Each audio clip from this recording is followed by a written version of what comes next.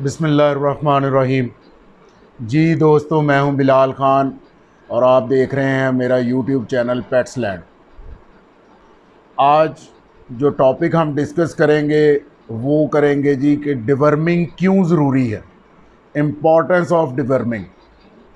जैसा कि हम सोशल मीडिया पे देख रहे हैं, हम लोग अपने सीनियर से सुन रहे हैं जी कि डिवर्मिंग बहुत ज़रूरी है, डिवर्मिंग बहुत ज़रूरी है। मगर इसके बेनिफिट्स क्या हैं, कौन से वर्म्स मेजर टाइप्स हैं जो कि बर्ड्स को डिस्टर्ब करती हैं और उनके सिम्टम्स क्या हैं, नुकसानात क्या हैं, आज हम इस वीडियो में वो डिस्कस करेंगे। मैं अपना नॉलेज जो मेरे पास है वो मैं आपके साथ शेयर करूँगा।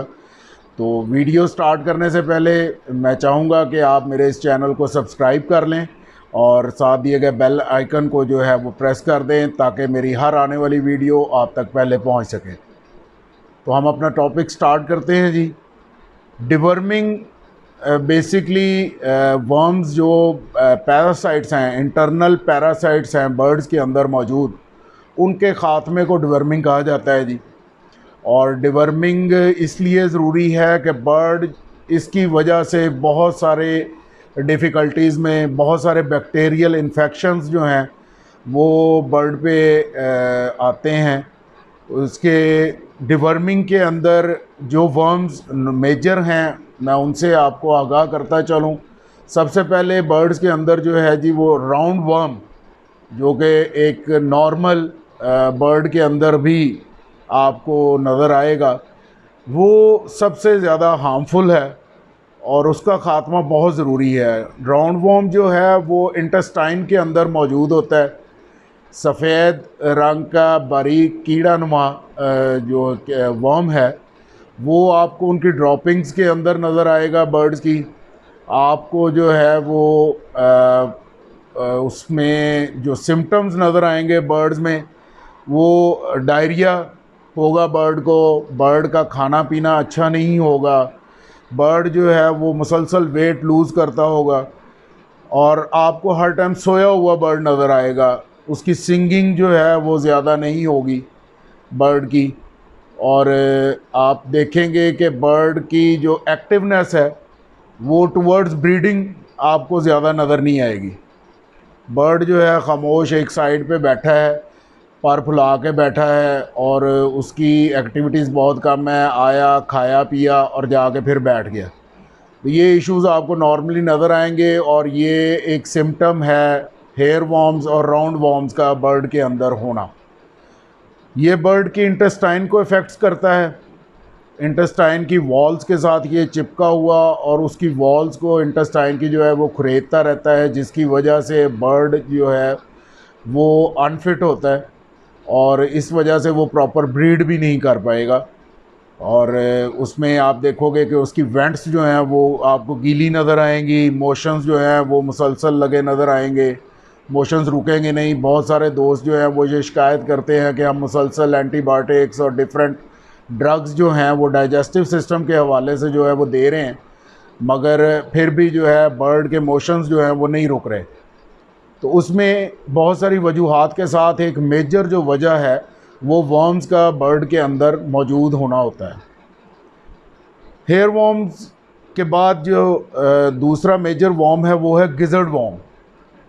मैदे का वो हिस्सा जो ग्राइंडिंग करता है, सीड को ग्राइंड कर रहा होता है, उसको गिज़र्ड कहा जाता है और उसके अंदर मौजूद वर्म्स को गिज़र्ड वर्म कहा जाता है। और ये वर्म बहुत ज़्यादा डेंजरस है और ये आप कह लें कि साइलेंट कातिल है, खामोश कातिल है बर्ड का। इसके सिम्टम्स आपको नज़र आएंगे, अचानक बर्ड का गिर जाना, अचानक से उसकी मौत हो जाना, बहुत तेज़ी से जो है वो वेट को लूज़ करना, और उसकी ड्रॉपिंग जो बर्ड की आपको नज़र आएगी वो भी जो है चिपचिपी होगी, लेसदार ड्रॉपिंग जिसे हम कहते हैं। तो लेसदार ड्रॉपिंग बर्ड करेगा तो वो सिम्टम्स जो है वो गिज़र्ड वर्म के हैं। और गिज़र्ड वर्म जो है वो लेइंग के टाइम पे भी बर्ड को बहुत ज़्यादा डिस्टर्ब करता है और सेकेंडली बर्ड को हेल्दी नहीं होने देता। फीदर कंडीशन बर्ड की बहुत रफ़ हो जाती है, बर्ड का जो खाना पीना है वो कदरे कम हो जाता है और बर्ड सुस्त होकर एक साइड पे बैठा होता है। तीसरा जो वॉर्म मेजर हमारे इन बर्ड्स के अंदर पाया जाता है वो है जी tapeworm. Tapeworm same like gizzard worm है और ये भी इंटेस्टाइन और बर्ड की गिजर्ड के अंदर, स्टमक के अंदर मौजूद होता है और इसी तरीके से नुकसान दे रहा होता है। वॉल्स जो गिजर्ड की हैं उनको खुरेद रहा होता है, उनमें ज़ख़म कर देता है, आंतड़ियों में ज़ख़म कर देता है।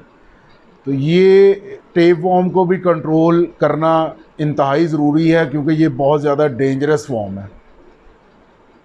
उसके बाद वॉर्म की एक किस्म जो कि मैं स्टडी कर रहा था, जब आर्टिकल्स मैं देख रहा था मुख्तलिफ ब्रीडर्स के, इंटरनेशनल ब्रीडर्स के मैं आर्टिकल्स पढ़ रहा था, तो मुझे एक ऐसा वॉर्म जो है वो स्टडी करने को मिला जो कि जिसका नाम है जी गेप वॉर्म। गेप वॉर्म जो कि बर्ड के विंड पाइप के अंदर, उसके गले के अंदर मौजूद होता है। गेप वॉर्म जो है वो बहुत छोटा वॉर्म है, रेड वॉर्म भी इसे कहते हैं और ये इंतहाई जो है वो परेशानी का बाइस है रेस्पिरेटरी सिस्टम के हवाले से। समटाइम हम लोग बहुत सारी एंटीबायोटिक, बहुत सारी वैक्सीन्स जो हैं वो बर्ड को कर रहे होते हैं और फिर भी रेस्पिरेटरी प्रॉब्लम्स ऐसे आते हैं जो कि हल ही नहीं होते। बर्ड का सांस लेने में दुश्वारी हो रही होती है और आप उसके सिम्टम्स आप देखें तो बर्ड जो है वो अपनी गर्दन को जो है वो स्ट्रेच कर रहा होता है सांस लेने के दौरान, ठीक है, झटके ले रहा होता है बर्ड। तो वो जो सिम्टम्स हैं वो बेसिकली गेप वॉर्म के हैं और गेप वॉर्म जो है वो बर्ड को टोटली उसके रेस्पिरेटरी सिस्टम को जो है डैमेज करता है। विंड पाइप जो है जो टुवर्ड्स लंग जा रहा है, जो लंग्स की तरफ बर्ड के जा रहा है, उसको डैमेज करता है और इसमें भी एट द एंड जो है वो डेथ हो जाती है बर्ड की। तो इन वॉर्म्स को कवर अप करना बहुत ज़रूरी है और इसके अलावा और भी डिफरेंट पैरासाइट, इंटरनल पैरासाइट्स हैं जो कि बर्ड को इंटरनली डिस्टर्ब कर रहे होते हैं, जिसकी वजह से वो ब्रीडिंग भी सही नहीं कर पाएगा। तो इस वजह से बहुत ज़रूरी हम लोग समझते हैं कि जो पहला स्टेप है वो बर्ड्स की डिवर्मिंग है, उसको ब्रीडिंग केज में छोड़ने से पहले। वर्म्स आते कहाँ से हैं? वर्म्स आना जो है उसके डिफरेंट सोर्सेज हैं। कोई इन्फेक्टेड बर्ड जो है अगर आप लेके आए हैं बाहर से और वो आपने अपनी एवियरी में छोड़ा है तो इन्फेक्टेड बर्ड की ड्रॉपिंग्स जो हैं वो उसको डिस्टर्ब करेंगी। जो कैरियर है, जो इन्फेक्टेड बर्ड्स की ड्रॉपिंग है, एक वो कैरियर हैं। उसके बाद हमारी जो ओपन एवियरीज़ हैं, फ्लाई एवियरीज़ हैं, वहाँ पे ग्राउंड अगर जो है वहाँ पे मिट्टी का है तो मिट्टी के अंदर वर्म्स पैदा होते हैं। वर्म्स जो है वो मक्खी से भी वर्म जो है वो कैरी होता है। कॉकरोच और डिफरेंट इंसेक्ट्स जो है हमारे सीड्स के ऊपर, हमारे केजेस के अंदर जो है वो मेजर कैरियर हैं इन वर्म्स के।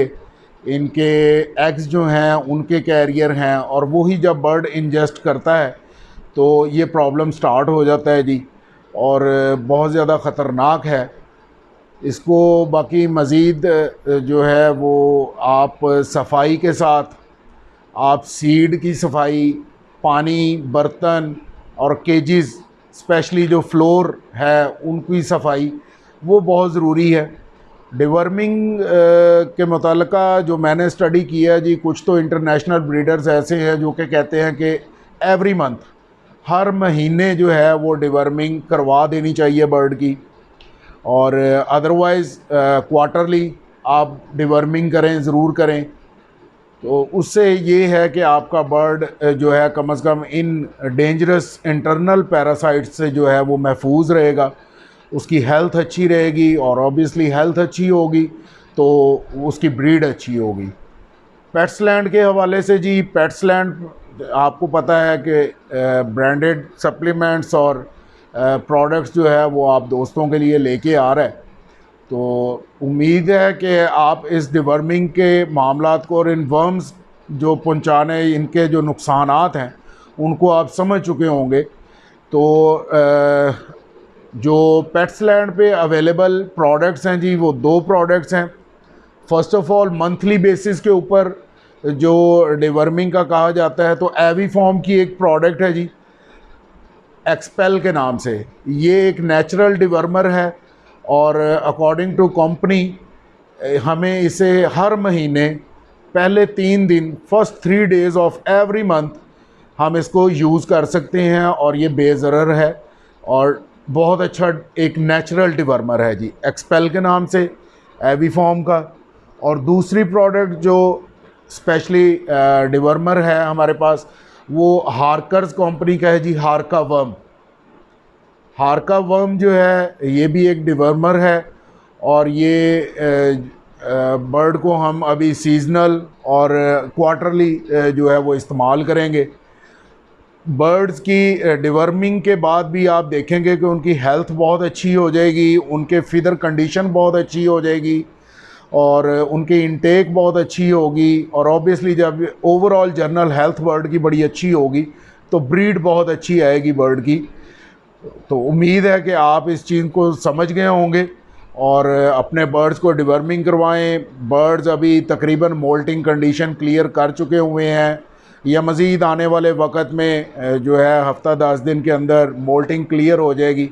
डिवर्मर एक ख़ास बात मैं आपको बताता जाऊं कि डिवर्मर कोई भी है, बहुत सारे ड्रग्स जो हैं वो अवेलेबल हैं डिवर्मिंग के लिए, जिसमें वेटनरी के भी हैं, कुछ लोग ह्यूमन साइड के भी यूज़ करते हैं। उसके बाद इम्पोर्टेड जो है ड्रग्स वो भी आ रहे हैं, डिवर्मर्स आ रहे हैं। डिवर्मर जो भी है वो बर्ड की फिदर ग्रोथ के ऊपर बहुत ज़्यादा इफ़ेक्ट करता है। तो इस बात का ख्याल रखिएगा कि अगर आपका बर्ड मोल्ट के अंदर है तो उसकी डिवर्मिंग अभी थोड़ी सी डिले कर लें, थोड़ी सी लेट कर लें, ताकि वो अपनी मोल्टिंग पूरे तरीके से जो है वो क्लियर कर जाए। अदरवाइज़ ये है कि उसकी फिदर ग्रोथ जो है वो स्लो हो जाएगी तो और जो मोल्टिंग के ऊपर उसको प्रॉब्लम्स पेश आएंगी। इसके साथ ही जनाब इजाज़त दीजिए और चैनल को सब्सक्राइब कर लीजिए। इंशाल्लाह बहुत जल्द मज़ीद इन्फॉर्मेटिव वीडियोस जो हैं वो मैं अपलोड करूँगा बर्ड के प्रॉब्लम्स के हवाले से, और ये सो दैट कि आपको मैं अपना नॉलेज शेयर कर सकूँ। ये नॉलेज कहीं ना कहीं काम ज़रूर आएगा। डिवर्मिंग का सबको पता है, मगर डिवर्मिंग क्यों ज़रूरी है, कौन से वर्म्स जो हैं वो अटैक कर रहे हैं, क्या सिम्टम्स हैं, बर्ड कहाँ पे डिस्टर्ब होता है, ये चीज़ों का इल्म होना ज़्यादा ज़रूरी है, ताकि हम एक चीज़ को, एक बीमारी को अच्छे तरीके से अगर समझ लेंगे तो डायग्नोज़ करने में आसानी होगी और फिर उसका ट्रीटमेंट करने में आसानी होगी हमें। और मैं उम्मीद करता हूँ कि अल्लाह पाक हम सब का जो है वो बर्ड्स और हमें सेहत अता फ़रमाए और हमारे शौक़ जो है वो बड़े भूलें। बहुत शुक्रिया है।